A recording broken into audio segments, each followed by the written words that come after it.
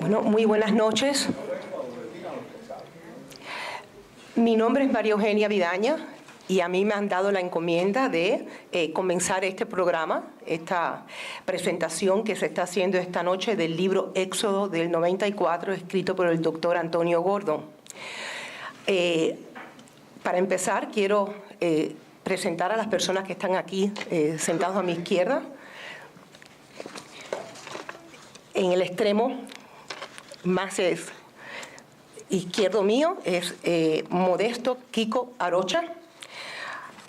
Kiko es el editor de Alexandria Library, que ayudó a la publicación del libro Éxodo del 94, que hoy estamos presentando. Kiko fue testigo extraordinario desde La Habana, que vio la partida de innumerables balseros y divulgará aquí hoy por primera vez sus observaciones y varios datos inéditos sobre los balseros. A la derecha de Kiko está el doctor Virgilio Beato. El doctor Beato, destacado y muy apreciado médico cubano, nació en Matanzas. Estudió medicina en la Universidad de La Habana y se especializó en medicina interna y cardiología. Fue muy conocido en los círculos médicos en La Habana y fue uno de los fundadores de la Sociedad de Medicina Interna de Cuba. Al llegar al exilio al principio de la década de los 60, el doctor Beato se radicó en San Antonio, Texas, donde restableció su buena fama como médico y humanista y ejerció como profesor de medicina en la Universidad de Texas. Aunque se dijo durante los años 70 que el doctor Beato se venía a jubilar a Miami, lo que hizo en vez fue continuar su práctica de medicina aquí y desde entonces ha participado muy eficazmente en muchas de las organizaciones médicas, políticas, sociales y culturales del exilio.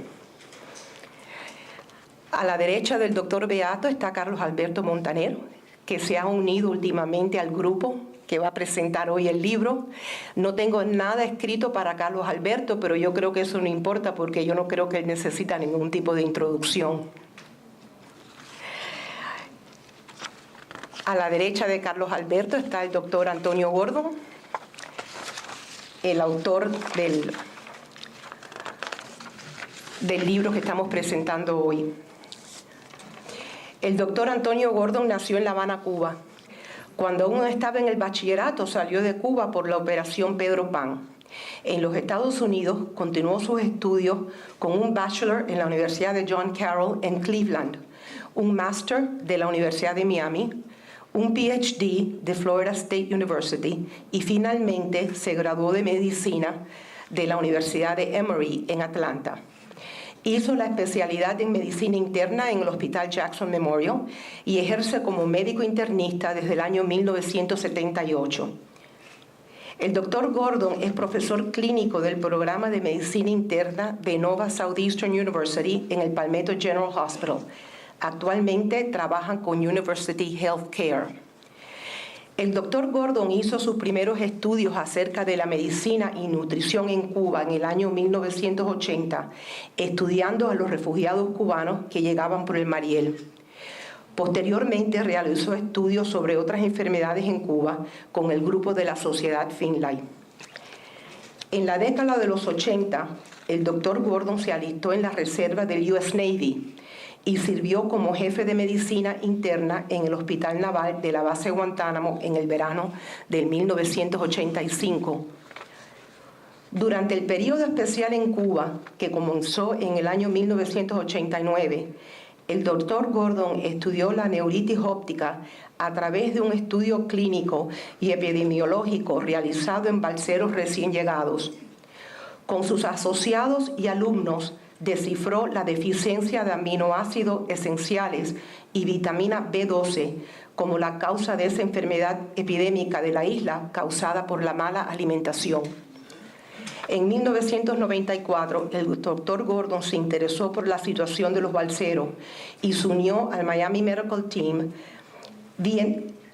yendo 4 veces a la base naval de Guantánamo a atender médicamente a los balseros ahí detenidos.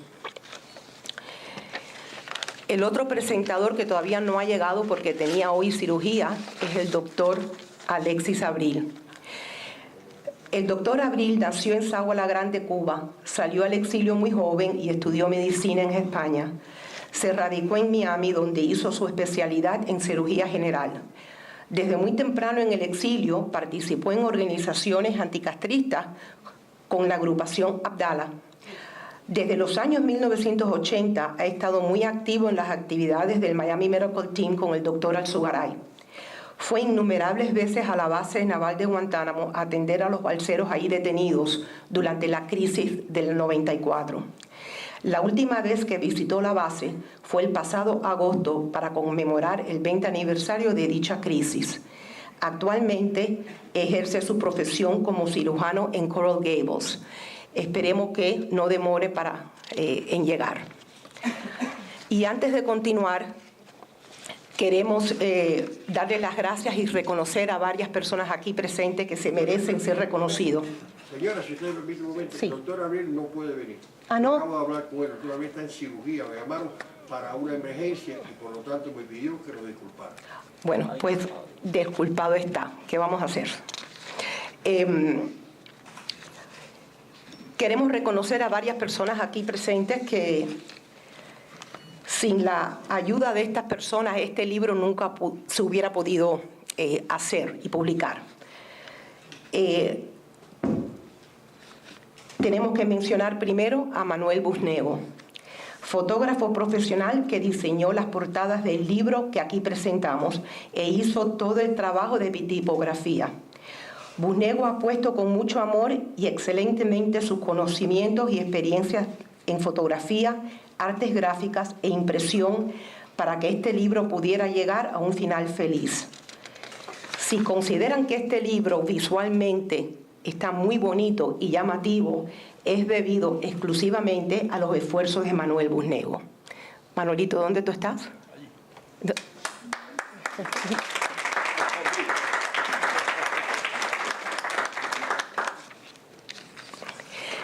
Queremos también darles las gracias a un grupo de proofreaders, correctores, que leyeron este libro para asegurarse de que no hubiera errores.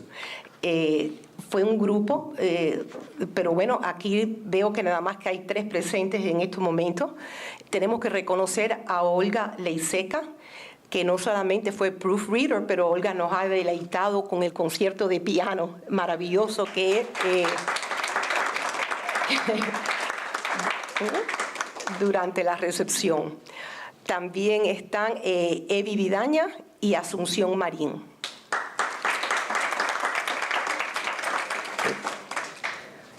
También queremos darle las gracias a Frank Rodríguez, que acaba de traducir el libro al inglés, así que dentro de poco ya ese libro será publicado en ese idioma también. And now I am going to switch to English for a moment, because we need to recognize someone that made a great contribution to this book, and that is Noel Stout. Noel, raise your hand. Okay.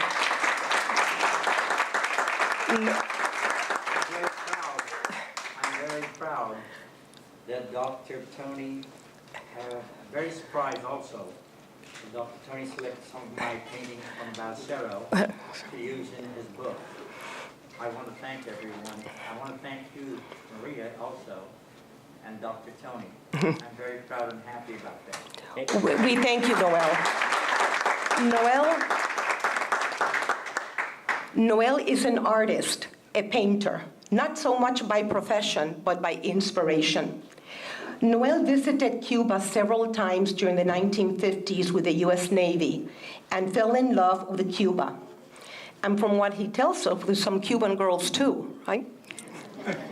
During the Rafters crisis of 1994, he began to document in the form of paintings the drama the rafters were facing at sea. He has been very generous in allowing us to use several of his paintings in the book.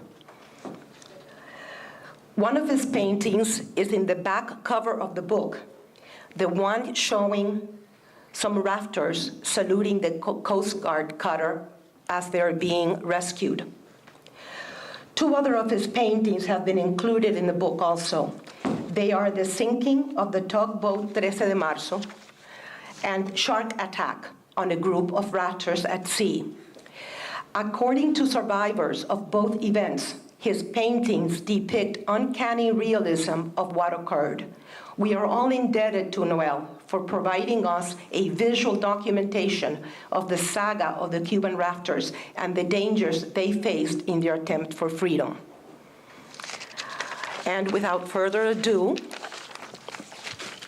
sin más demora, pues le presento al doctor Antonio Gordo.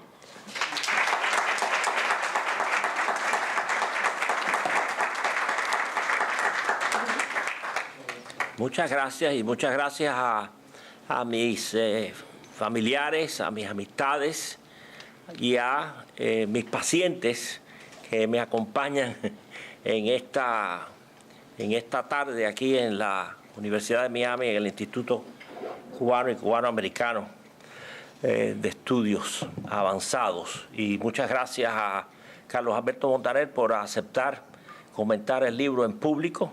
Al doctor Beato, que desde el principio estuvo encantado de ocuparse en revisarlo, y a Kiko Arocha, que nos ha orientado no solo con la producción del libro, sino también con su mercadeo.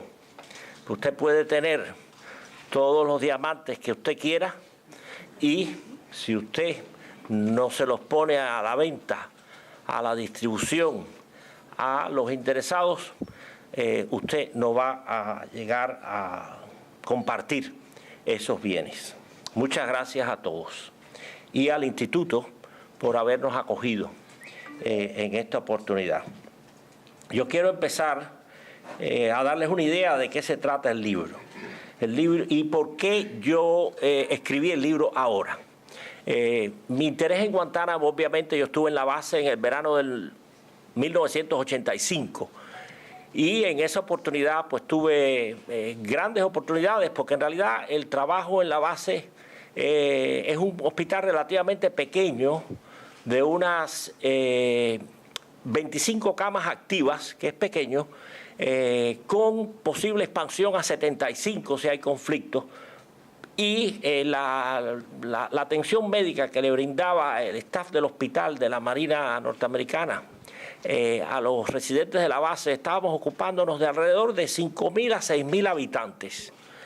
La inmensa mayoría de los pacientes que visitaban la unidad de medicina interna eran hipertensos jamaicanos. Creo que se dice jamaicanos en vez de jamaiquinos, y pues bueno, eso me vino de mucha utilidad después cuando regresé a Miami y empecé a ver afroamericanos del Caribe que no eran de los países hispanos.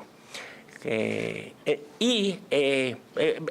realidad uno tenía que estar allí por si había algún accidente. El internista, el cirujano, el anestesista tenían que estar allí siempre, no podían irse. Y por eso fue que yo pude en la reserva conseguir ese tiempo allí, porque vaya, el médico de la Marina, que no era reservista, pues tenía derecho a cogerse un par de meses de vacaciones.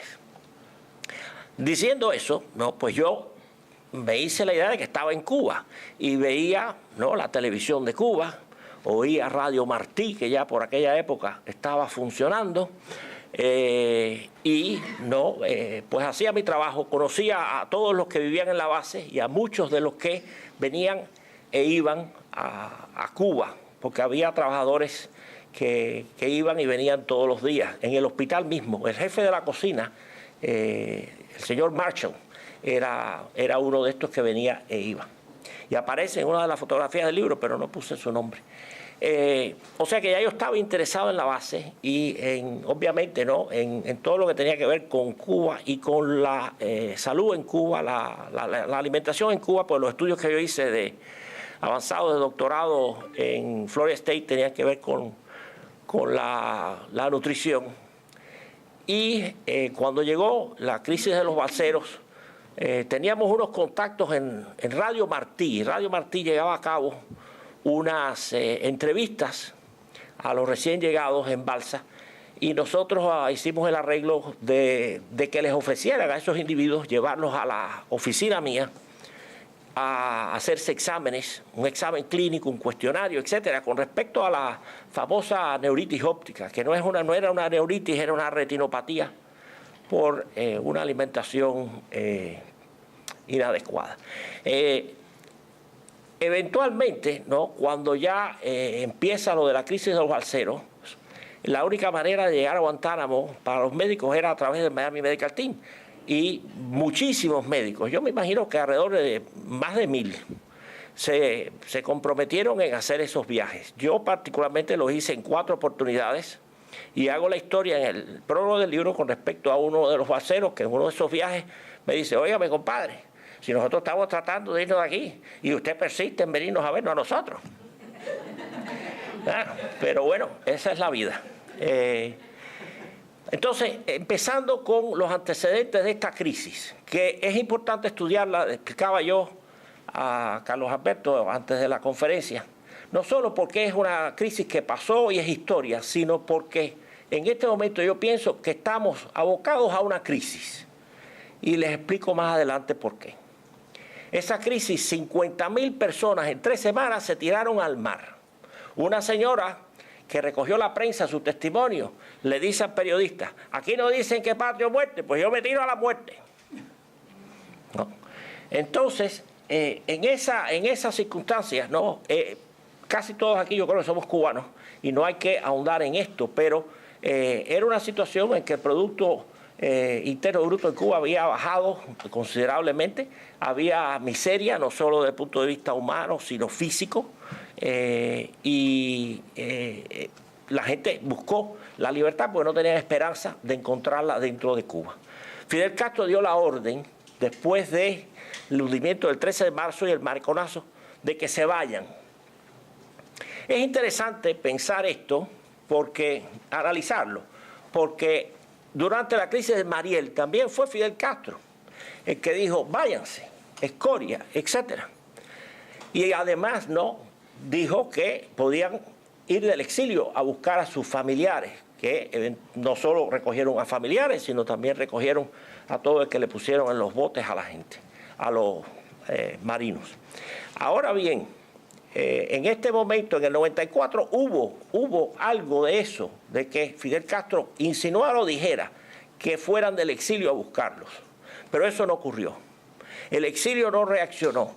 Yo creo que el exilio ya había aprendido mucho en esa época. No creo que fueron las autoridades americanas las que cerraron ese movimiento. Y entonces, pues, los cubanos se tiraron a la mar. 50.000 personas. Imagínese usted que todo el mundo, el Marlin Stadium, el Parque de los Marlins lleno, más 10.000 más, se tiren al mar en cuestión de 3 semanas buscando llegar a un lugar mejor en donde viven. Eso es, vaya, totalmente un fenómeno. Quiero mencionar 3 experiencias, ¿no?, que sobresalen en el libro. Una es, ¿no?, los balseros que iban, ¿no?, y ven unos muchachos, 3 o 4 muchachos que iban a otra balsa, iban muy contentos, iban cantando, y empiezan a gritarle a los balseros que reportan este incidente: arriba, me alegro que me le escapé a Fidel, me alegro que me le escapé a Fidel. Desgraciadamente, a esos balseros que estaban gritando eso, que estaban muy contentos en ese momento en el mar, después nunca, esta otra gente que reportó este incidente, nunca los vieron en Guantánamo, así que quizás murieron. El segundo grupo es gente que prepara su balsa y las 5 cámaras que llevaba la balsa se ponchan en el mar. El mar es fuerte y no están casi hundiéndose, pero viene otra balsa y los recoge, y entre las partes de una balsa y lo que funcionaba de la otra, pues van, ¿no?, hacia adelante y son rescatados por los guardacostas. Y el tercer grupo es un grupo que adelantó mucho, porque parece que había buen viento, y adelantó muchísimo, salieron de Cojímar, y ese grupo dijo: vamos a descansar, y se descansaron. Y al otro día por la mañana, ¿no?, abren los ojos y están enfrente a la termoeléctrica de Santa Cruz del Norte, a remar otra vez para afuera. O sea, ese grupo se durmió, ¿no? Y tuvo que, ¿no?, volver a poner el esfuerzo en la tarea y en su meta. Entonces, para los cubanos ese fue un día de cambio radical. Desde el año 59 hasta el 19 de agosto del año 1994, los cubanos salían de Cuba y aquí eran recibidos y no estaban escapando de un país comunista y se les daba refugio, por lo menos parol, prisionero bajo palabra de honor. Me acuerdo cuando yo llegué me pusieron el pasaporte parol y lo primero que hice cuando conseguí un diccionario en el colegio que me mandaron por el programa de Peter Pan fue buscar la palabra parol, a ver qué cosa era lo que era yo. Prisionero bajo palabra de honor, dime tú.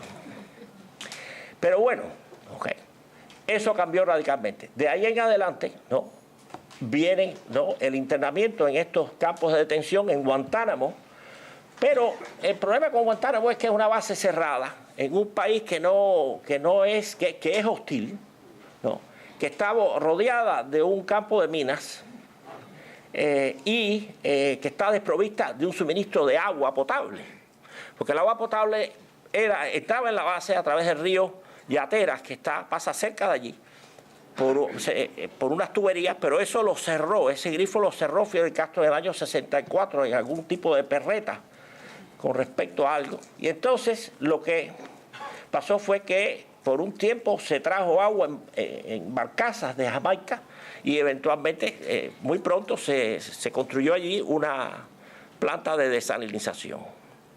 O sea, es un lugar inhóspito, es un clima semidesértico, no se parece a Cuba.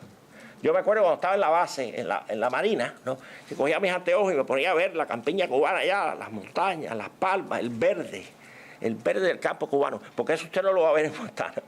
En Guantánamo usted va a ver polvo, vaya, no parece Cuba, el territorio de la base. Y entonces mucha gente aconsejó a la administración de Clinton, no van a caber en Guantánamo. Pero bueno, siguió esa política. Se pensaba al principio, desde el punto de vista de los militares, les dijeron que prepararan para 10.000 individuos. Eso es cuestión, en una semana había más de 10.000 individuos. Pero eventualmente iban a preparar para 60.000 individuos. Eso tenía cierto sentido porque no solo es la cuestión del agua para el ser humano, sino el desagüe, ¿no? Y no hay capacidad en la base para sostener vida humana en más de alrededor de 60.000 habitantes. Lo máximo, y esto yo creo que no lo he visto publicado, pero me lo dijeron los cubanos que vivían en la base, cuando yo estuve allí en el 85, lo máximo que ha habido en la base es 80.000 personas. Y eso fue antes, preparándonos para la crisis de los cohetes. En ese momento desembarcaron allí militares probablemente de todas las ramas del servicio armado de los Estados Unidos, a un número de 80.000. Y los balseros cubanos, los refugiados cubanos, la gente que se había asilado en la base, a los cuales se le dedica un capítulo en el libro, esa gente ayudó a hacer trincheras y a preparar los depósitos de municiones y todo eso. Entonces, como no había lugar en Guantánamo, la gente seguía saliendo de Cuba, pues entonces se hicieron arreglos para llevarlos a muchos lugares, a Turks y Caicos, a la isla de Turcos y Caicos, a Martinica, aquí, allá. Eventualmente fue Panamá la que accedió el presidente Pérez Valladares y se hizo un convenio y fueron 8.600 balseros para Panamá. Eventualmente esa gente volvió a la base de Guantánamo porque hubo disturbios serios allí. Otro grupo del cual no se ha escrito casi nada o nada es el grupo que llegó a las Islas Caimán. Y últimamente estaba en la noticia porque la gente sigue saliendo de Cuba. O sea, esta no es una enfermedad, doctor Beato, que ya la hemos pasado y estamos discutiendo, ¿no? Vaya, porque ya el enfermo murió, ¿no? El enfermo no ha muerto, el enfermo está vivo, ¿no? Pero no, seguimos con el mismo problema. El cubano en la isla buscando la libertad fuera de su terruño. Obviamente ocurrieron cosas inverosímiles, seres humanos en carpas al principio. La primera versión de los campamentos fue una cosa terrible. Déjenme enseñarles estas láminas del libro para que tengan más orientación. Mis consejeros me han ayudado me han recomendado, ¿no?, hacer esta exposición a través de estas diapositivas. Ya esto lo hemos cubierto en lo que yo les dije con respecto a los antecedentes de la crisis. Además, casi todos aquí somos cubanos, o sea que eso ya ustedes lo sabían. Esto tengo que apuntarlo para acá. Estos son dos de los buques que intervinieron en el rescate de los cubanos. Primeramente los recogían guardacostas, y de los guardacostas los pasaban a buques madres. Estos son dos de los buques madres. El de allá, ahí está. Este es el USS Nashville y este es el USS Whidbey Island. Es interesante que este barco, les hago una historia del Whidbey Marshall. En el Whidbey Marshall estuvo un paciente de nosotros, Aldo. Estuvo en el Whidbey Marshall. Aldo salió por Guantánamo y Aldo sabía cocinar. Y a mí siempre me interesó mucho cuando estuve en la Marina de Guerra, que en los barcos. Yo no estuve mucho en barcos, ¿sabes? Gracias a Dios. Yo no estuve mucho en barcos, pero todos los compañeros me decían, okay, el servicio en el barco es difícil. Pero bueno, una de las cosas que pasaba en los barcos de la Marina es que les prestaban más atención al cocinero del barco que al médico, ¿no? Porque somos seres humanos. Y entonces, no, parece que hacía falta un cocinero de extra en el barco, porque Aldo sabía cocinar. Y entonces lo pusieron a cocinar y estuvo cocinando alrededor de un mes. No, porque eso es por turno. Los marineros, eso es un trabajo, ¿no? Tantas horas al día, etcétera, ¿no? Y entonces pusieron a Aldo a cocinar. Y el premio que le dieron a Aldo cuando acabó su tarea de cocinero, que llegó a Guantánamo, fue esta gorra. Es la gorra de Whidbey Island, es la gorra del barco. O sea, los marineros que llevan ese barco, y él me la prestó para yo traérselas a ustedes.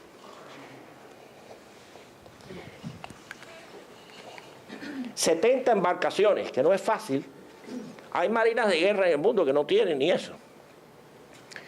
Esto ya lo vimos, ¿ok? Esto ya lo vimos, que la base no va a ser grande. Un mal cálculo con respecto a Washington. Vamos a mandar a los balseros para Guantánamo y va a cesar el flujo de refugiados, de balseros. Bueno, la orden salió el 19, se oyó por todas partes, por Radio Martí, por aquí, por allá. Ahora, no hay que saber mucho de estadística para ver que el número de balseros aumentó. Y siguió aumentando. Bajó un poquito el 26 y el 27 de agosto. ¿Por qué? Porque había una gran tormenta en el estrecho de la Florida. O sea, los balseros no estaban locos, porque si hubieran estado dementes, se hubieran tirado al mar con la tormenta. No, los balseros lo que querían era buscar su libertad, ir a un lugar seguro. Y créanlo o no lo crean, la base de Guantánamo, con la versión inicial de los campamentos, con las cercas, con las comidas en cajitas, con el polvo, con el calor, les daba más esperanza que el vivir diario bajo los castros.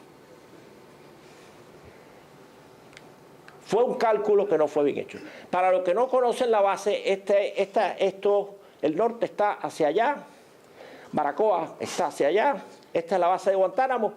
Es una de las bahías más grandes del mundo. Colón la denominó Puerto Grande. Y paradójicamente, Colón descubrió la bahía de Puerto Grande en 1494. O sea, los balseros llegaron a la base a los 500 años del descubrimiento. Y ninguno lo sabe.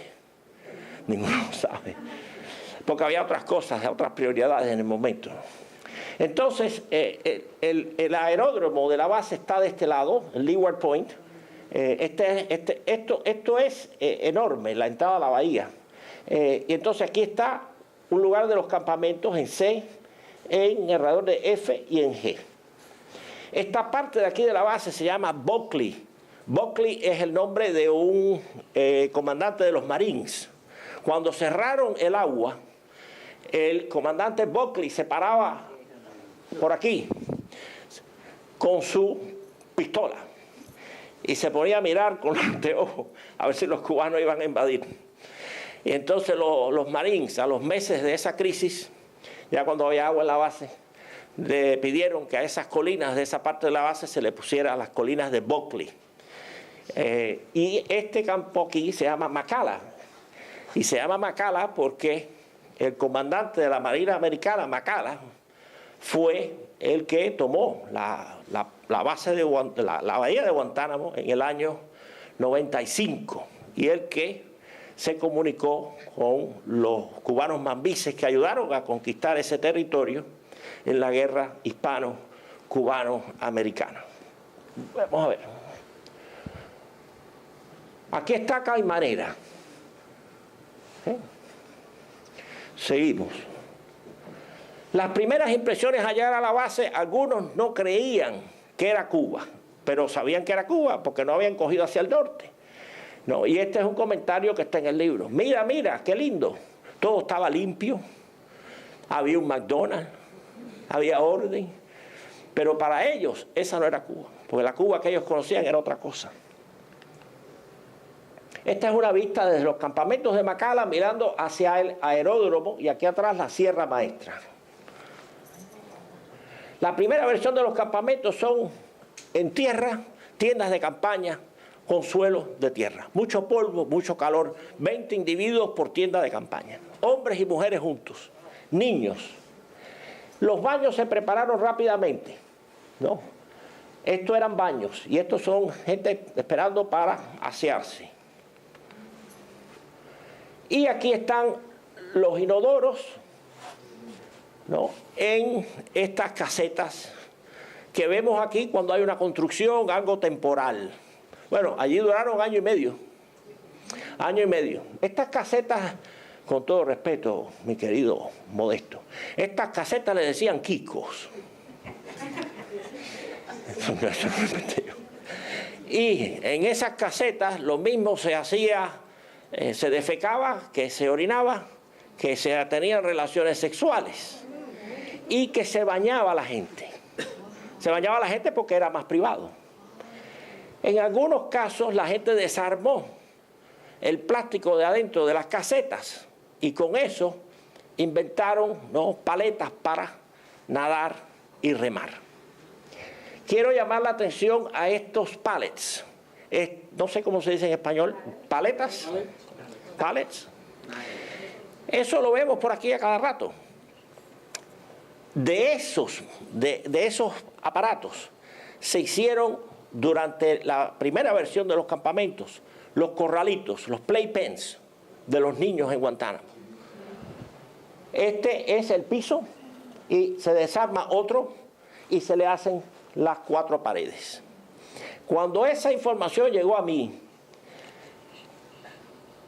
un compañero médico, el doctor Richard Torres y yo, en mi oficina, armamos un corralito, conseguimos un pallet y lo armamos y se lo mandamos a la señora Clinton. Hay un récord de eso en el canal 51, pero nunca me lo han enseñado otra vez, con una carta explicándole que la situación de los niños balseros es totalmente inaceptable, que es imposible que un niño no tenga, ¿no?, que estar en ese lugar tan primitivo para que no ambule por el polvo, para que no caiga en un campo minado o para que no se caiga por un acantilado y caiga en una roca, porque a propósito hay poquitas playas en Guantánamo, casi todo es roca viva. Y esto era súper antihigiénico, pues se desbordaban. Aquí no se ve bien. Esperamos con la ayuda de mi querido Manuel Busnego poder sacar un documento, forma de libro, con fotos en colores, que se vea mejor el detalle de la situación humana que había allí. Una vez que estaban procesados, le dieron una manilla que era un excedente de la guerra primera del Golfo para prisioneros y cada persona tenía una. Esta manilla los cubanos tienen una inventiva tremenda. Y la palabra inventus, del latín, quiere decir encontrar. O sea, los cubanos encuentran todo. El reloj le pusieron a esto. Tú tienes un reloj, tienes que tener el reloj puesto siempre. Porque el militar venía con un dispositivo y le apuntaba al reloj de uno y ya sabía quién tú eras, a dónde tú ibas y a dónde habías venido. Aquí está una niñita con el reloj y en el libro hay una pareja que llega a Homestead y el recién nacido, en vez de tener el reloj, pues se le hubiera caído, lo tiene el padre. El padre tiene 2 relojes. Estas eran las cajitas de alimentos. Había alimento, había exceso de alimento. El doctor Saldívar, también con el Miami Medical Team, me decía, Gordon, esto es una abominación. Si yo me tengo que comer esto, muero del corazón inmediatamente. Porque él vio que tenía mucho sodio. Además tenía mucho picante. Casi todos los balseros protestaron. ¿Qué hacían alguna gente? Unían sus cajitas y hacían una caldosa en el campamento. No me pregunten a qué sabe eso. El problema de los niños, no se ha hablado suficiente de esto. Se ha hablado, pero no suficiente. Aquí hay 2 niños jugando en un hueco que se había hecho para hacer el desagüe de estos baños, de los cuales ustedes vieron algunos. Están jugando a la guerra. Los niños estaban intranquilos, tenían pesadillas. Los juegos de los niños tenían que ver con tiburones, con muertos. No obedecían a los padres, etcétera, etcétera, etcétera. Se orinaban en la cama. Y no había manera, no había colegio al principio, ni había ninguna estructura en sus vidas. Y hubo suicidio, intentos de suicidio en la población pediátrica. Y gran parte de lo que hizo el Medical Team fue llevar psicólogos, psiquiatras y pediatras a Guantánamo. Esta es una pequeña avioneta. No piensen que nosotros íbamos en JetBlue a Guantánamo. No, íbamos en unas avionetas que arrendó el Miami Medical Team. La mayoría de los vuelos fueron a través de Gulfstream, por si ustedes quieren dar algún viaje. Esta no es de Gulfstream, pero en esta está el doctor Jorge Beato, hijo del doctor Vigilio, cardiólogo aquí en Coral Gables. Aquí está él. En el libro se ve más claro. Está el doctor Joaquín Novoa, dentista de South Miami. Está una doctora que es pediatra, pero yo no sé su nombre. La hija de Fonseca. La hija de la doctora Fonseca. Ella es Iliana Fonseca, hija de Denio Fonseca. Iliana Fonseca. Oh, Denio Fonseca. Iliana Fonseca, por favor, tome nota. Este soy yo. Y yo creo que era un psiquiatra o un psicólogo. No, ese era otro dentista que fue. Otro dentista que fue en ese grupo. Y aquí está el doctor Alexis Abril, que está operando, pero aquí estaba atendiendo necesidades de la población balsera. Esta es una de las playitas pequeñas. Fíjense cómo hay roca. Pero para bajar a esa playita hubo que construir un puente. Que hay una vista en el libro que se ve el puente de lado. ¿Ves? No es el puente sobre el río Kwai, ni es el Golden Glades, pero tiene tanto mérito como ambos. Bajan a la playa desde los campamentos allá arriba. Y en la playa pescaron con anzuelos hechos con percheros. Y hubo un grupo que inventó un arpón de los percheros.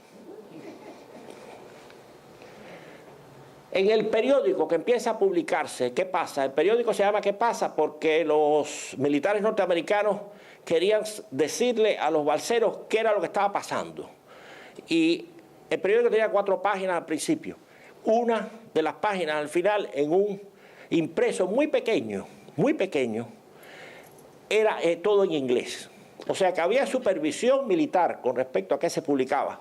Al principio los balseros estaban, esto es parecido al Granma, pero muy pronto se dieron cuenta que no era como el Granma y ellos podían escribir muchísimo. Y empezaron a colaborar con todo tipo de caricaturas, cartas, poemas, etc.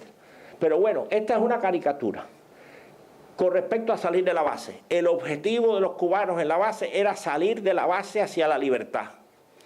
No era que le pusieran mejores condiciones, aire acondicionado en las carpas, losas en las aceras. No, los cubanos lo que querían era salir de allí. Y en este muñequito lo que vemos es que a una mosca, es una falta de respeto, le han puesto United States Air Force. Y yo me voy en una mosca. ¿Por qué? Porque hay muchas moscas en la base. Es otro problema que había en la base. Mucho calor y poca higiene. Y aquí hay un ejemplo del nuevo idioma cubano. Ajá. Que quizás no, muchos de ustedes no entiendan, pero yo no lo entendía. La señora María Eugenia Vidaña, que se me olvidó presentarla, lo tenía como cosa primaria, la presento al final. No sabía cómo traducir esto. Nuestro querido Frank Rodríguez, traductor profesional, tampoco lo sabía. Entonces nosotros nos dimos a preguntarle a los balseros, ¿qué quiere decir esto? Y esto dice, acere, ¿qué talla más fula? Aquí no hay quien se bañe. Eso quiere decir, deja ver si lo... No, es que para decirlo bien hay que decir palabras que no son apropiadas aquí. Pero bueno, lo que quiere decir es que la cosa está más mala que peor. ¿Qué talla? ¿Qué cosa? Talla es cosa también. Fula no es solo dólar, dinero, sino qué cosa más mala que uno no puede ni bañarse. ¿Lo dije más o menos? Gracias. Buenísimo. Pero esto es un cartón, una caricatura. Entonces en el periódico aparecía todo tipo de cosas, no, lo mismo cosas serias que cosas tristes. Esta es una carta de Cookie que pone el periódico. Busco hombre soltero o divorciado, eso no importa, no, que tenga pariente en los Estados Unidos. Un problema muy serio que había era que los norteamericanos querían sacar a los balseros en núcleos familiares. Y entonces inventaron muchos núcleos familiares. Y una de las preguntas que hacía inmigración tenía que ver con identificar si en realidad estos tres individuos, que yo sé que están emparentados, eran en realidad parientes. Entonces le preguntaban a él, ¿no? Y los chistes en otras partes del periódico le preguntaban a él de qué color eran los tomacorrientes en la casa. Y a ella se lo preguntaban aparte. Y si no decían lo mismo, pues entonces tenía que buscarse otro grupo. Este es el balseroscopio para Aries. Y fíjese que si usted lo lee, tiene que ver con salir de la base. Es el tema constante. Pero muy simpático. Ya para febrero, por ahí, del año siguiente, del 95, los campamentos, usted ve que tienen como calles, las carpas tienen piso de madera, hay unos globos, los cubanos lo determinaron como globos, no, son unas tiendas grandes de material sintético, que se pueden usar lo mismo para educación, para cosas religiosas, para comunitarias, etc. Los baños ya tenían paredes completas y techo. La comida seguía siguiendo más o menos. Se fabricó una cocina industrial para los campamentos, pero todavía se repartía el arroz y los balseros te dicen que el arroz era sin pegote o con pegote. Y entonces aquí, ¿no? Actividades, música. Al principio la música se tocaba con las manos y con la voz. La música fue con los cubanos a Guantánamo. Pero ya muy pronto hubo instrumentos y aquí ven al doctor Alexis Abril, que lo iba a delatar como músico arrepentido, pero no está aquí, así que mirando a los músicos. Se organizaron juegos de todo tipo y jugaban grupos de norteamericanos contra los balseros y algunos ganaban y otros perdían. Este es un concurso de fabricación con madera que estaba en la basura de la base de embarcaciones. 3 categorías. La clásica, que eran galeones, como este, el barco en botella y el barco moderno. Este es el último número del periódico que pasa. Mi respeto y agradecimiento para el grupo de militares norteamericanos del equipo de servicio informativo de los militares. En inglés, Military Information Service Team, MIST. Aquí hay una foto de ellos. Sin ese documento hubiera sido casi imposible tejer esta historia. Entonces llegamos al final del PowerPoint. Hay que pensar no solo en esto que pasó, sino en lo que está pasando. Comparemos entonces el Mariel del año 80 con la crisis de los balseros, porque en este momento yo pienso que estamos abocados a una crisis. La miseria humana y la miseria física en Cuba es alarmante. Las fotografías que traen la gente que vaya son espeluznantes. Hay dos poblaciones, el que tiene acceso al dólar, por aquí o por allá, y el que no lo tiene. Pero la mayoría de las personas no lo tienen, y de eso se ve muy poco. El estándar de vida es una miseria, la represión sigue, yo no tengo que decírselo a ustedes, aquí se ve en la televisión, en el radio, en los testimonios. Entonces hay que pensar, ¿no?, que de alguna manera en Mariel era porque eran escorias, váyanse. En la crisis de los balseros del 94, váyanse, el 7 de agosto. Miren esto no va a sonar muy bonito, pero en realidad fueron órdenes de Fidel Castro. Órdenes que mucha gente siguió. Orden del régimen. ¿Qué es lo que el régimen les va a ordenar hacer ahora? Al pueblo, a los militares, a la sociedad, son preguntas. El rol del pueblo en la isla y el rol en el exilio. Hay un paralelo entre el 19 de agosto y el 17 de diciembre, en que son cambios radicales en la política de los Estados Unidos hacia algo que tiene que ver con Cuba.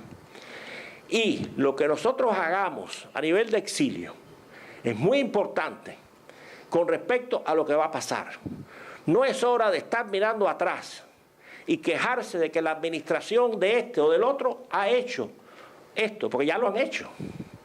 Lo que hay es que incorporarse al proceso, en mi opinión, y tratar de llevar ese proceso hacia un lugar en donde los cubanos no tengan que buscar la libertad fuera de su patria. Y ahora le voy a dar la palabra a los invitados. Muchas gracias.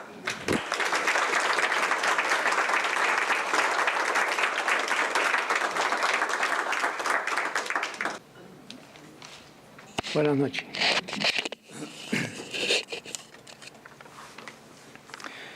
Yo trabajaba en una embajada en el año 94.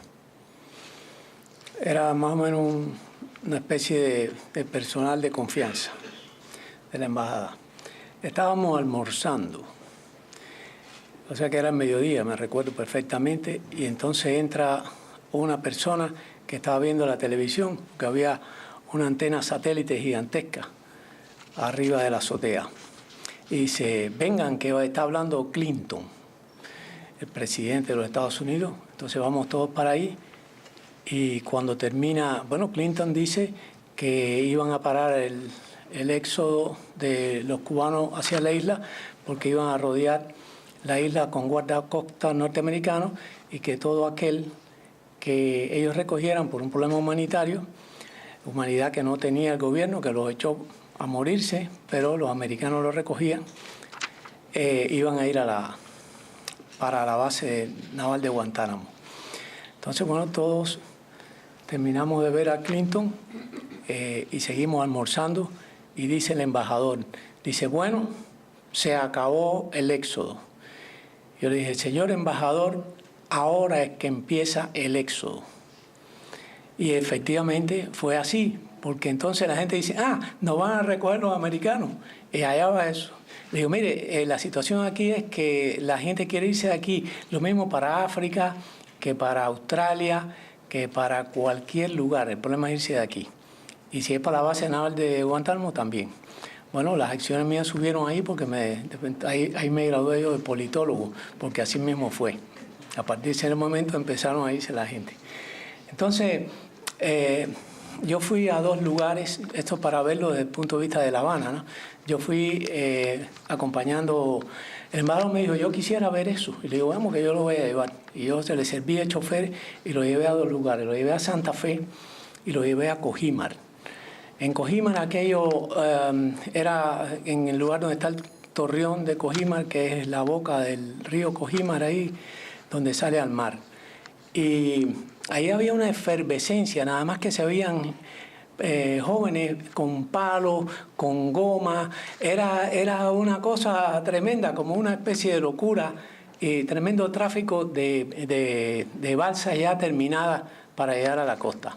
Después cuando fuimos a Cojimar, que ahí había otro ambiente, ahí el ambiente que había era como de familias y como de grupos de amigos. Y lo más patético que vimos fue una balsa gigante, era como una plataforma muy grande. Yo conté 18 personas en la balsa y los familiares y los amigos la empujaban hacia el mar. El mar estaba tranquilo. También era por el día, mucho sol había. Me recuerdo que la mayoría de las personas que iban dentro de la balsa eran hombres, pero había mujeres. Y la mayoría de las personas que lo despedían eran mujeres. Entonces había mujeres llorando, había mujeres gritando, había mujeres hincadas de rodillas pidiendo porque no le pasara nada malo a la gente y bueno, diciendo adiós, pero era una cosa patética, no había alegría, no había risa, había una tristeza tremenda. Esa es la impresión que yo recibí de aquello. Después pasa el éxodo, pues ya se termina el éxodo, ya no sale más nadie y el señor embajador recibe una cosa de la Oficina de Intereses de los Estados Unidos, recibe un file donde en ese file estaba la lista de más de 32.000 personas que habían recogido en los guardacostas. Y tenía 2 datos nada más, el nombre y apellidos y la fecha de nacimiento. Eso es lo único que le interesaba como primera información al gobierno de los Estados Unidos. Y ese file lo recibió y me lo puso en el buró y dice, mire a ver qué se puede hacer con esto. Y yo entonces lo puse en un programa que se llamaba Database y que organiza y se puede procesar muy bien la información.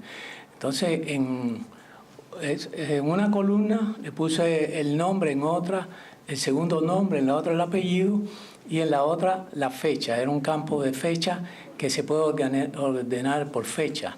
Entonces después le puse la fecha, en un lugar le puse la fecha del día ese y entonces empecé a restar con la fecha de cada uno para saber qué edad tenía cada uno de los balseros. Y la primera cosa que hice fue ver cuál era el balsero más viejo, tenía 90 años, y cuál era el balsero más pequeño, tenía 0 años. Era un bebé que no había cumplido todavía el año. Después dije, vamos a ver cuál es el promedio de edades de la gente que se van. 32.000 personas es una muestra muy importante. Con eso se puede sacar datos estadísticamente significativos. Eran 27 años. O sea, 27 años, el 94 quiere decir que eran gente que habían nacido y se habían educado con la revolución. La inmensa mayoría de los balseros eran gente formados por la revolución. Después, otra cosa que hice fue ver los nombres. Se me ocurrió, dije, vamos a ver cuántos nombres, porque esto es una estadística importante. ¿Cuántos se llaman Fidel? ¿Cuántos se llaman Camilo? ¿Cuántos se llaman Ernesto? Fidel no había mucho, pero Camilo había muchísimos Camilos, comparativamente. Y después de Camilo le seguía el nombre de Ernesto, eran los más populares. O sea que el orden era Camilo, Ernesto y Fidel. Por algo los 2 primeros desaparecieron. Después dije, bueno, vamos a ver si se puede sacar algo más de esto.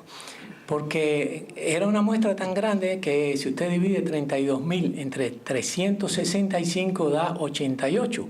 Quiere decir que había 88 personas de esos 32.000 que habían nacido un día como hoy y 88 que habían nacido un día como mañana y así sucesivamente. Y entonces dice, vamos a ver qué pasa el día 17 de diciembre, que es el día de San Lázaro. Y lo que pasó fue que había una cantidad muy grande de los 88, como era más del 30%, que tenían el segundo nombre Lázaro. O sea que había una religiosidad escondida. No se habían atrevido los padres a ponerle Lázaro de primer nombre y probablemente nadie supiera que Lázaro era el segundo nombre. Y así pasaba también con Caridad, el día creo que es 12 de septiembre, 8 de septiembre. Y había, no tantos como Lázaro, pero había una gran cantidad, como 30 o 30 y pico de personas, de mujeres que se llamaban Caridad. Eso es lo que yo hice. Y ahora cuando el doctor Gordon fue a mi casa, yo le dije esto y dice, bueno, pues te invito para que lo explique, porque es una cosa interesante. De las cosas que, y yo dije, bueno, vamos a ver si sacamos más. Y entonces yo escribí una carta a la Guardacatos de los Estados Unidos explicándole que si me podían facilitar esa lista, que supongo yo que la tienen en sus archivos, para yo volver a sacar todos esos datos y no equivocarme. No vaya a ser que la memoria me traicione. Y además a ver si podía ordeñarlo un poco más. Y no me respondieron nunca. Quizás si alguno de los presentes o que nos oigan en las grabaciones después puede tener esa facilidad de conseguir las listas, porque es interesante hacer público esto, me parece a mí. Lo otro que quería decir era que en realidad estoy loco por recibir esas listas, a ver si hay alguien que no se me ocurrió en aquella oportunidad, que se llame Ernesto Lázaro, porque sería el colmo de la doble cara.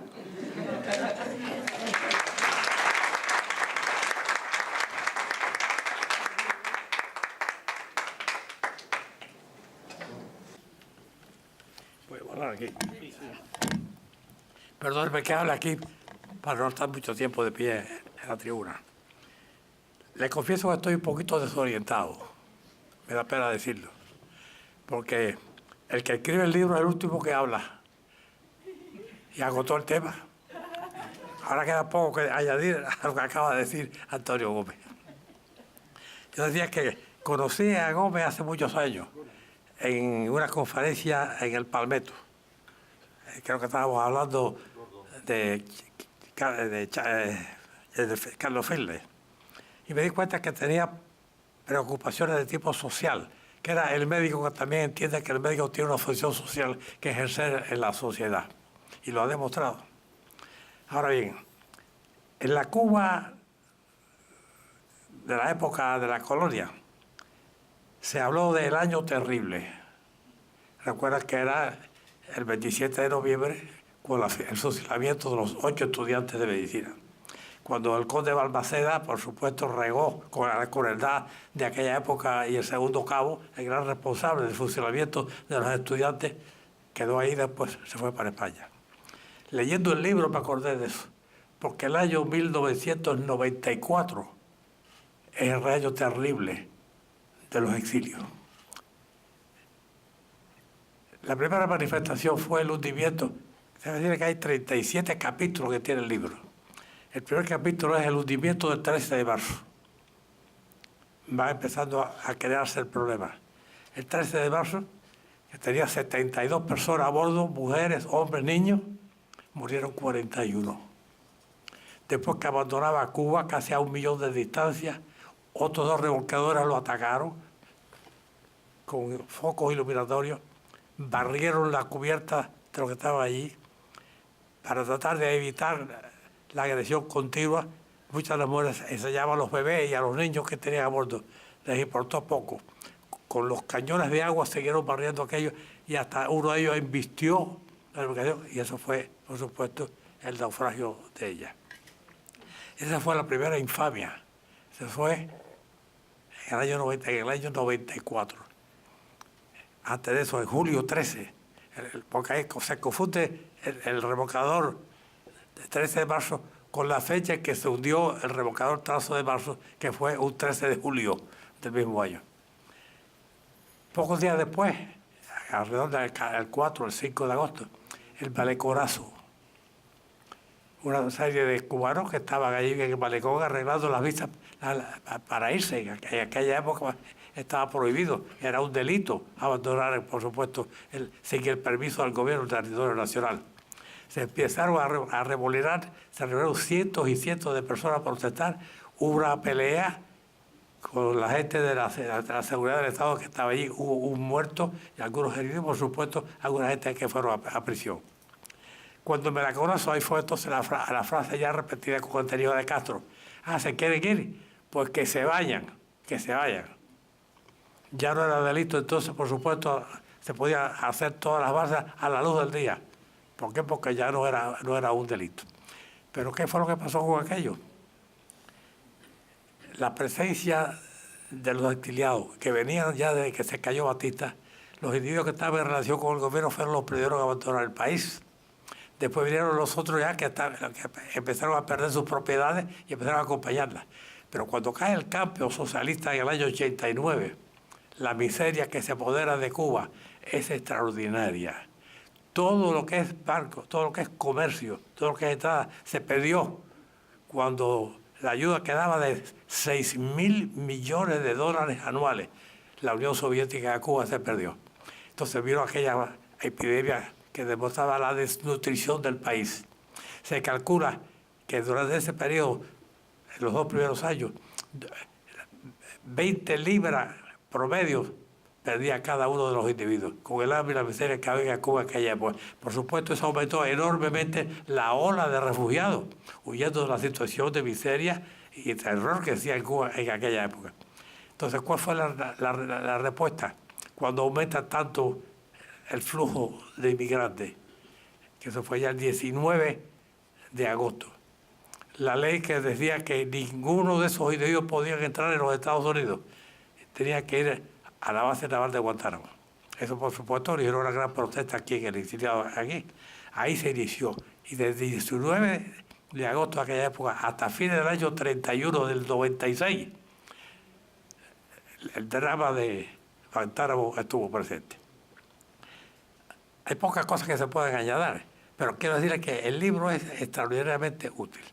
Tiene una cantidad de detalles extraordinarios y tiene 2 cosas importantes por qué se puede escribir ese libro y por qué lo que se dice ahí todo es verdad. Primero, porque hay testimonios múltiples de las personas que allí estuvieron en aquellos campamentos. Y segundo, porque él tuvo una precaución de ir siempre con una cámara fotográfica para tomar fotografías. Era el rollito de 35 milímetros de aquella época. Y cuando se fue de allí, dejó un primo de él que se llamaba, creo que Luis Trías, y le dejó también 2 cámaras fotográficas y rollitos. Reunieron 700 fotografías, muchas de las cuales lo ven ustedes en el libro, unido, por supuesto, también a las caricaturas con gran sentido humorístico que allí existían. Ahora bien, en los grupos, tanto los que estuvieron en Guantánamo, con los que estuvieron en Panamá, con los que estuvieron en la guerra del Caimán, hubo momentos de rebeldía. El más benigno fue el de Guantánamo. El peor fue el de Panamá, donde ya en aquel momento había en Panamá 8.000 y pico de aquello, por supuesto, fue 2 días duró la pelea. Ladrillazo, botellazo, los agentes no tenían armas, pero tenían espuelas, tenían las esposas, y con las esposas metálicas golpeaban también a los policías que estaban ahí. 2 días duró aquello. En la guerra del Caimán, también cuando se rebelaron, fue igual, de mucha más violencia que lo que hubo, que fue ligeramente en Cuba. Hablar de cada una de las cosas que se pueden decir del grupo ya prácticamente lo dijo todo Antonio. En el aspecto médico sucedió lo mismo que cuando la UMAP, para huir del infierno y encontrar cierta libertad, se autolesionaban. Hay una radiografía que aparece en el libro donde una persona se tragó 6 clavos para poder entrar.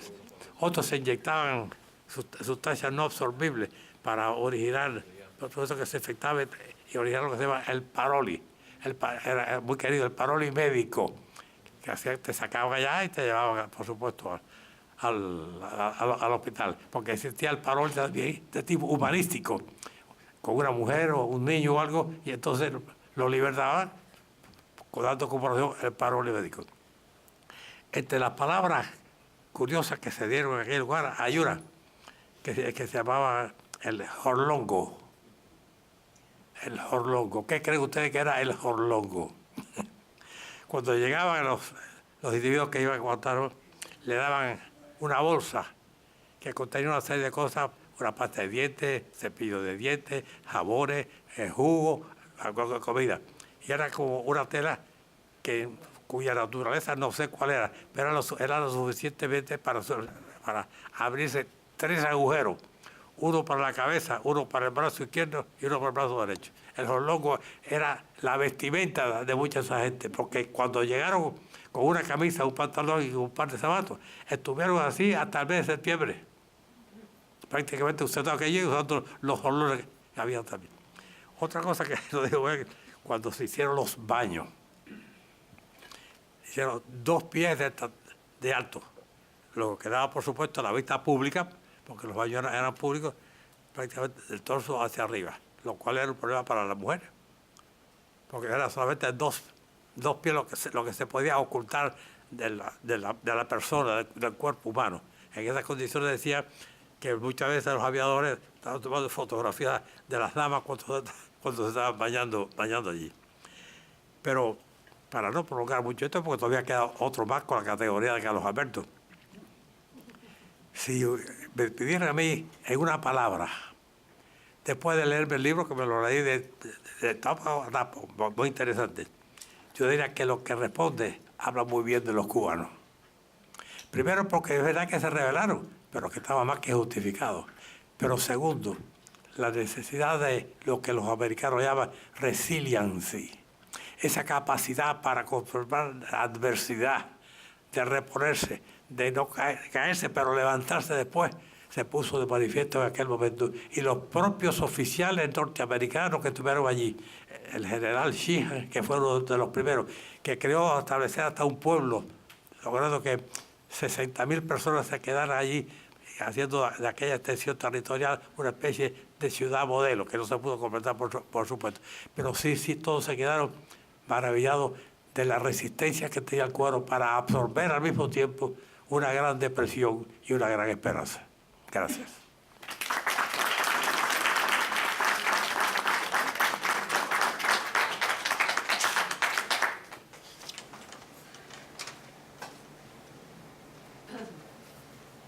Bueno, yo voy a ser muy breve. Yo vine, como ustedes, de oyente, y el doctor Gordon tuvo la amabilidad y la cortesía de pedirme que me sumara, entre otras cosas, porque Alexis Abril, que es un viejo amigo, no había podido venir.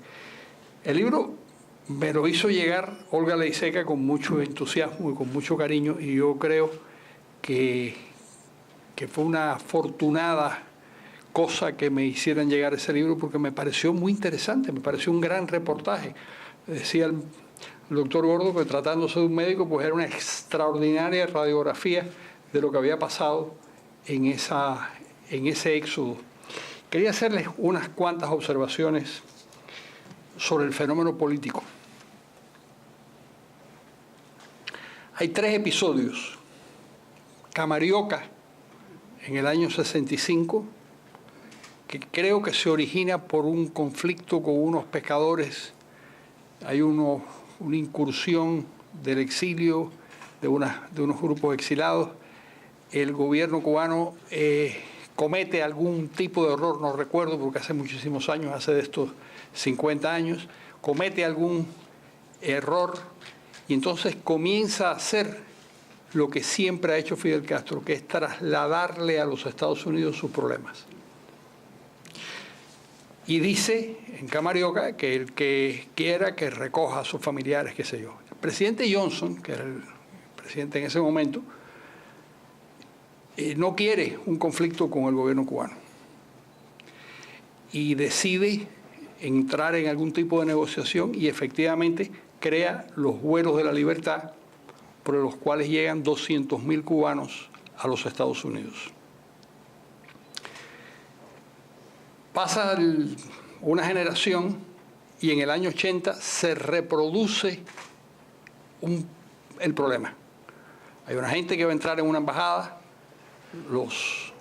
hay un tiroteo entre es decir, los guardias le disparan al autobús. En el autobús van unas personas que están desarmadas, pero uno de los tiros mata a uno de los guardias, es decir, se matan entre ellos, y el gobierno cubano decide, Fidel Castro, que ahí no hay más gobierno que Fidel Castro, es decir, Fidel Castro decide trasladarle el problema a los Estados Unidos y primero hay una primera fase que es trasladarle el problema a Perú.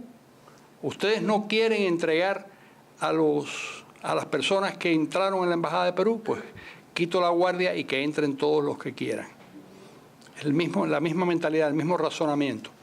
Me contó el que era el encargado de negocios de Perú lo que le sucedió a él. Él era un muchacho muy joven, tenía 28 o 29 años, en ese momento era uno de sus primeros destinos diplomáticos y de pronto se ve con ese enorme problema. El embajador, que parece que simpatizaba con el gobierno cubano, tenía ciertos arreglos con el gobierno cubano, afortunadamente para los cubanos no estaba en el país en ese momento y este joven tuvo que encargarse de los asuntos de la Embajada de Perú. Y empezaron a entrar gente. Y él, con su mentalidad de diplomático, empezó a protegerlos. Llegan a la embajada unos militares y le dicen que tiene que salir de la embajada porque hay alguien que quiere verlo. Esa persona era Fidel Castro. En un recorrido en el automóvil de Fidel Castro saca la pistola y le dice: yo soy, literalmente, yo soy el dueño de la vida y la muerte de todos los cubanos. Y usted tiene que autorizar que el ejército de Cuba entre en la embajada. Usted tiene que escribir eso, que entre en la embajada y nosotros vamos a hacerlo y vamos a resolver este problema. Ya se le había creado un problema enorme. Este hombre me contaba, dice, yo muriéndome de miedo le dije: usted será el dueño de la vida y la muerte, pues yo soy un diplomático que tiene unas instrucciones y que conozco algo del derecho diplomático y esto no se puede hacer y yo no autorizo eso. Llega a ser el episodio tremendo de los 11.000 personas, o casi 11.000 personas asiladas en la Embajada de Perú. La forma de solucionar el problema es exactamente la misma: trasladarle a los Estados Unidos el asunto. En ese momento gobernaba Carter. Y Carter hizo algo que yo creo que está bien y que lo redime como ser humano. Hay un oficial de la Marina que le dice: esto lo resolvemos, hundimos 4 barcos de refugiados y se acabó. Y él le dice textualmente a ese oficial, que creo que era el jefe de la Marina en ese momento: si la Casa Blanca no es un sitio donde se puede ejercer la compasión, a mí no me interesa estar en la Casa Blanca. Yo no fui electo para hundir barcos de refugiados. Afortunadamente le abre las puertas a los cubanos. Era todavía el momento de la Guerra Fría. Y en Mariel, viene el éxodo de Mariel y 130.000 personas. Y entonces pasa lo de siempre, es decir, el gobierno cubano utiliza el Mariel para sacar de las cárceles a los peores asesinos. Probablemente entre un 15 y un 20% del éxodo de Mariel eran personas indeseables en cualquier sociedad. De las 130.000 personas había más de 100.000 que fueron extraordinarias y que se incorporaron perfectamente a la sociedad norteamericana y fueron realmente exitosos en muchísimas cosas. Sobre todo en la parte artística fueron muy notables, pero lo hicieron en más cosas. Llegamos al año 94 y pasa lo que contaba el doctor Beato. Es decir, se produce el asesinato de esas personas que huían en el remolcador 13 de marzo. Se produce una crisis con las personas que trataban de salir del país y Fidel Castro vuelve a reaccionar de la misma manera. Vamos a crearle un problema a los Estados Unidos. Tenía un amigo periodista que estaba con Fidel Castro en ese momento. No estaba con Fidel Castro ideológicamente, estaba entrevistando a Fidel Castro.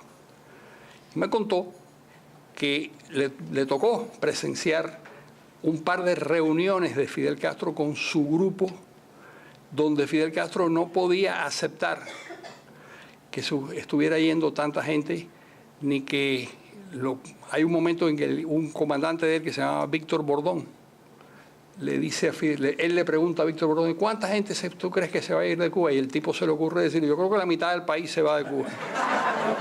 Y eso le costó un enorme berrinche a Fidel Castro, y lo insultó y qué sé yo, y parece que a partir de ahí el destino de Víctor Bordón no fue el mismo desde el punto de vista militar. A donde quiero llegar es que, y estoy de acuerdo con el doctor Gordon, en que esto se puede volver a producir en Cuba. Los 3 episodios han sido provocados por el propio gobierno cubano. El propio gobierno cubano alentó la salida de Camarioca, alentó la salida de Mariel y alentó la salida de los balseros de Guantánamo. En el año 94, a Clinton le faltó valor para enfrentarse al tema, porque ya no existía la Unión Soviética. Ya no había ningún riesgo de un enfrentamiento con los soviéticos. Él hubiera podido adoptar una posición mucho más firme frente a lo que era una agresión migratoria. Porque era una agresión migratoria. Es decir, uno no le puede decir, un gobernante no le puede decir... esto lo he conversado muchas veces en España. Yo les preguntaba a mis amigos españoles, ¿y ustedes qué harían si Marruecos le empieza el gobierno? No que llegan las pateras, por supuesto, llenas de refugiados, pero si el gobierno de Marruecos dice que vaya hacia España todo el que quiera y le facilita eso, ¿qué hace? No, hay una guerra. Por supuesto que respondemos violentamente. Y lo mismo ocurriría con Portugal o con Francia. En fin, existía la agresión migratoria y eso era lo que hacía Fidel Castro. En el momento en el que Clinton tiene que enfrentarse a ese problema, no tuvo el valor de tomar una decisión firme. Yo recuerdo que la embajada norteamericana en España llamó a un grupo de personas, incluso me llamaron a mí para preguntarme, ¿qué usted haría? Yo le dije 40 cosas de lo que yo creo que había que hacer, pero entonces me dijeron, no, pero para las soluciones pacíficas del problema. Y dije, bueno, para las soluciones pacíficas, le dije, recuerden lo que ustedes hicieron en 1906. En 1906, que había una guerra civil en Cuba, y los norteamericanos intervinieron, y lo que hicieron fue una cosa muy práctica, muy americana, compraron los caballos. Y como la guerra se hacía a caballo, pues entonces se acabó la guerra. Entonces, claro, aquí ya no se podían comprar los caballos, ya no había ni caballos, Cuba no había perdido hasta esa posibilidad. Pero yo les pregunté, les dije, ¿qué piensan ustedes? Me acuerdo que fue una reunión, éramos 10 o 12 personas. ¿Qué piensan ustedes? Les pregunté, si ustedes les ofrecen, yo no sabía, yo no conocía muy bien como lo conoce Gordon, cómo era la composición de esas personas que estaban. ¿Qué pasaría si ustedes les ofrecen dinero para regresar a Cuba? Entonces me dijeron, bueno, lo probable es que cojan el dinero y se queden. Y que vengan más gente a buscar más dinero. Entonces, y yo creo que tenía razón. Yo creo que lo que no iba a ocurrir era que la gente iba a coger el dinero y iba a cruzarla para el otro lado. Y además no. Juan Manuel Cao, que es un periodista muy sagaz, me dijo una frase una vez que yo he repetido muchas veces porque creo que es verdad. Dice, el comunismo se acaba no con la gente peleando para quitarle las armas a los militares, sino con la gente huyendo, la gente corriendo. Es un régimen que se desarma en la fuga, no se desarma en el enfrentamiento. Es verdad que eso fue lo que pasó en Alemania. En Alemania pasó exactamente eso. El famoso derribo del muro de Berlín fue todo la consecuencia de un error. Un tipo al que le preguntan en una conferencia de prensa, el portavoz del Partido Comunista, que le preguntan, ¿y qué va a pasar con la reunificación familiar? Y dice, no, entonces se le pierden los papeles. Empieza a revisar los papeles y no los encuentra. Y dice, bueno, se va a autorizar. Dice, ¿pero cuándo? Dice, no, ya. Entonces el corresponsal del France Press transmite inmediatamente se termina el muro de Berlín y permiten que todo el mundo que los berlineses pasen. Esa noticia llega a Alemania. En Alemania inmediatamente se da en el Bundestag, en el Parlamento alemán. Leen el cable de France Press, se ponen de pie los diputados y cantan el himno, qué sé yo, y es una cosa de lo más emocionante. En el lado de Berlín, en el otro lado de Berlín, ven esas imágenes y confirman que efectivamente el muro nadie autorizó eso, fue todo un disparate, un error, y salen corriendo hacia el muro. Entonces salen huyendo y así termina la historia del comunismo. Mi mujer y a mí nos tocó estábamos en Hungría cuando estaban huyendo los alemanes para regresar vía Austria, regresar a Alemania, pero a la Alemania occidental. También lo mismo, es decir, la historia de gente que se iba. Es posible, eso que dices tú, yo creo que es muy posible, que ante una crisis en Cuba, que la crisis va a llegar. Es decir, la idea de que ahora se van a solucionar las cosas, eso es una idea absolutamente ridícula. Eso no se va a solucionar nada. Se van a complicar las cosas, van a ver. Y las últimas, la encuesta que hizo hace muy poco el Washington Post en Cuba, el 50 y tantos % de la gente quería irse de ese país. Da igual, es decir, la promesa de que las cosas van a ir mejor, eso no se lo cree nadie en Cuba, eso se lo creen afuera y es un producto para el exterior. Ante una crisis es muy posible que la gente de nuevo empiece a tratar de escapar. Hasta ahora existía el control total por parte de Fidel Castro. Yo recuerdo cuando, entre los errores que he cometido en el juicio político de qué va a pasar en Cuba, me he equivocado muchas veces, me acuerdo que cuando en medio del éxodo de Mariel me decían, Fidel Castro puede terminar esto, yo decía, no puede terminarlo, ya la gente está no puede terminar con esta cosa. Era wishful thinking. El tipo dijo, se acabó esta cosa y se acabó. Ahora, esa autoridad monstruosa que tiene o que tenía Fidel Castro sobre la sociedad cubana, probablemente no la tenga Raúl. Probablemente sea una cosa distinta y es posible que ante una crisis alimentaria, ante cualquier situación, ante una catástrofe natural muy importante, que comience de nuevo una especie de éxodo imparable y que aquello termine como la famosa fiesta del Guatao.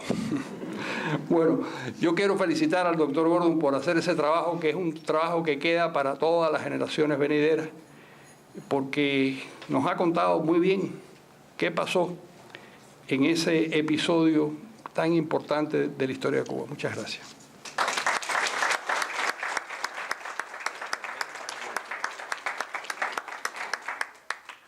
Y ahora, para terminar el programa, queremos darle la oportunidad a algunas personas que tengan alguna pregunta, de hacer alguna pregunta al panel. Gracias. Yo quiero preguntar si ustedes no creen que en el momento que hubo la crisis de Elian, en el fondo lo que quería pactar Clinton es que no viniese otra, si no lo chantajearon con la idea de que iban a mandar de nuevo un grupo de inmigrantes a los Estados Unidos. Él estaba en ese momento, estaba sucediendo una cosa en el Congreso, el impeachment de Clinton por el asunto de Monica Lewinsky. Y él me confesó, y lo publiqué en el periódico, que el problema era que la señora de él, Hillary Clinton, le había aconsejado que entregara el problema de Elian a la fiscal, es decir, a Janet Lee, para que ella fuera la que resolviera ese problema. Y entonces que Al Gore le había recomendado que no, que al niño había que hacerlo ciudadano americano para poderlo proteger por las leyes de los Estados Unidos. Pero yo le dije, usted se da cuenta que usted le mandó a su abogado, al pobre campesino que era padre de Elian. Entonces, lógicamente, ahí él no iba a poder hacer otra cosa, porque estaba entre la espada y la pared, entre Fidel Castro, su abogado, que lo representaba a usted. En otras palabras, algo se ha comentado de eso antes, que él lo hizo en parte también para parar una inmigración masiva. ¿Qué opinan ustedes? Bien. Yo conocí a la persona que le hizo El micrófono.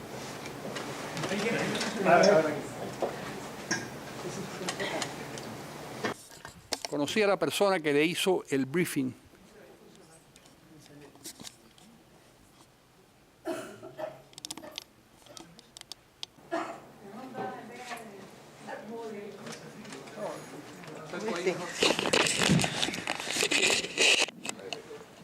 Ahora sí, ¿no? Ahora sí. Lo que decía que conocía a la persona que le hizo el briefing a Clinton. Cuando un presidente toma posesión de su cargo, en el periodo anterior a la toma de posesión, hay unos diferentes expertos que les van haciendo un informe muy rápido sobre los problemas que hereda, porque afortunadamente la administración americana le da continuidad a los problemas, no es como en América Latina que se inventa el mundo cada vez que llega un presidente. Entonces, ¿qué ocurre? La persona que le tocó hablarle de Cuba tenía 3 minutos para contarle la historia de él. Lo que le tocó fueron 3 minutos. En 3 minutos él tenía que explicarle todo lo que tenía que ver con Cuba. Como Clinton había tenido problemas cuando el Mariel, porque en Arkansas fue uno de los graves problemas que hubo en las revueltas, y una de las tesis es que él pierde la gobernación como consecuencia de eso. El único comentario que le hace a esta persona que le hizo el briefing es: bueno, está bien, yo lo que no quiero es problemas con ese hombre. No quería problemas, yo lo entiendo. Fidel Castro es un enemigo muy malo. A Johnson le pasaba exactamente lo mismo. Johnson tampoco quería problemas con Fidel Castro, entre otras cosas porque Johnson vivió y murió convencido de que detrás de la muerte de Kennedy estaba la mano de Fidel Castro. Y como no quería enfrentarse a esos problemas, el 20 de enero de 1964, unos meses después de haber tomado posesión del cargo como presidente de los Estados Unidos, canceló todas las operaciones contrarias, las operaciones encaminadas a eliminar a Fidel Castro, como consecuencia de que no quería tener problemas con ese loco que era demasiado peligroso. Y luego el otro episodio que abona en la dirección que dices tú, que es cuando el presidente Clinton aprueba la ley Helms-Burton. Ahí fue no la consecuencia bueno, le presentaron varias opciones ante el derribo de las avionetas. Desde una respuesta militar, bombardear las bases desde donde habían salido los aviones, todo eso estuvo en la mesa, y aprobar la ley Helms-Burton. Para él lo menos peligroso era lo menos conflictivo era aprobar la ley Helms-Burton. Pero además lo vieron, eso en la reunión del Consejo Nacional de Seguridad, el delegado de la Casa Blanca vio esa oportunidad como una magnífica oportunidad de ganarse el apoyo de los cubanos en el sur de la Florida para las elecciones parciales que estaban convocadas dentro de unos meses más tarde. De manera que lo que dices tú es perfectamente posible. Que la época de Elián no quisiera provocar a este señor. No quería tener un conflicto y mucho menos un conflicto militar. Cuando el gobierno cubano se queja de la hostilidad a los Estados Unidos, cualquier país que hubiera tenido un vecino que le hubiera hecho las cosas que le ha hecho Cuba a los Estados Unidos, hubiera reaccionado con una enorme violencia. Cualquiera. Ya hubiera hundido la isla. Hubiera hundido la isla. Pero Estados Unidos no ha funcionado así. Y ahora, en fin, como ahora hay la idea de que no pasa nada, de que todo es maravilloso, de que somos unos infelices, en fin. Muchas gracias.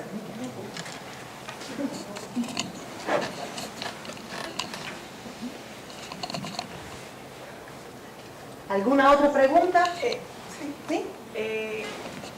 Con lo que decían ustedes ahorita, con lo de la idea de que pueden echar abajo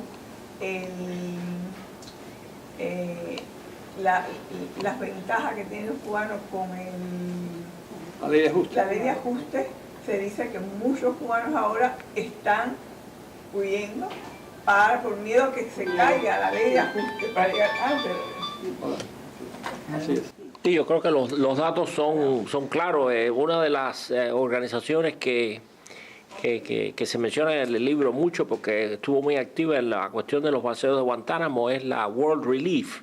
Y hace un mes más o menos estaba reportando esta organización de cuestiones sociales de que están entrando alrededor de 300 cubanos de forma irregular por México.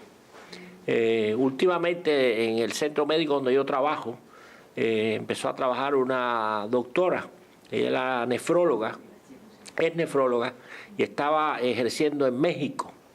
Había llegado a México porque se escapó del sistema castrista después de una gira internacionalista.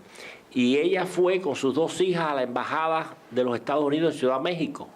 Y el cónsul que la entrevistó le dijo, pero usted no tiene problema, yo no le voy a dar visa, usted vaya a la frontera y crúcela. Así que eso es semioficial. Usted tenía una pregunta. Sí, yo quería saber, la carta que usted dice que le mandaron a Hillary Clinton en aquella ocasión para la cuestión de los niños. ¿Cuál fue la respuesta de ella? Yo estuve tentado a poner la carta y la respuesta en el libro, pero no quería hacer una cosa personal, ¿no? Básicamente la carta ella no la contestó. Yo deje ver si la pongo en Facebook o en alguna parte, ahora que ya el libro está bautizado y presentado. En la carta se le planteaba, básicamente el aspecto humanitario de la crisis y pidiéndole a ella como primera dama que tratara de intervenir para que esos niños no tuvieran que pasar por ese problema. Y la carta la contestó Bill Clinton y tengo esa respuesta con respecto a que él estaba tomando medidas, etcétera, para resolver la crisis. Y efectivamente ya en cuestión de varias semanas, porque había mucho fervor, había mucha demanda con respecto a ese problema.